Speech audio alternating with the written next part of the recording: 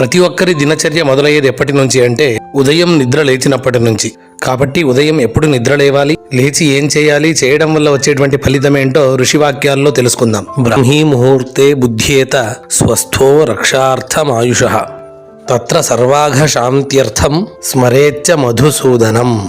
అనగా బ్రాహ్మీ ముహూర్తంలో నిద్ర లేవాలి. సూర్యోదయానికి 48 నిమిషాల ముందు ఉండేటువంటి కాలాన్ని బ్రాహ్మీ ముహూర్తం అంటారు. అప్పుడు నిద్ర లేవడం వల్ల మంచి ఆరోగ్యం కలుగుతుంది. ఆరోగ్యం ఉన్నవారు సంపూర్ణ ఆయుష్కులు అవుతారు. అంతేకాదు సూర్యోదయం తర్వాత లేవడం వల్ల వచ్చేటువంటి పాపము రాదు. అలాంటి బ్రాహ్మీ ముహూర్తంలో నిద్ర లేచి శ్రీమన్నారాయణుడిని స్మరించాలి. ముందుగా నారాయణ స్మరణ. ఉత్తిష్టోత్తిష్ట గోవింద ఉత్తిష్ట గరుడధ్వజ ఉత్తిష్ట కమలాకాంత త్రైలోక్యం మంగళం కురు.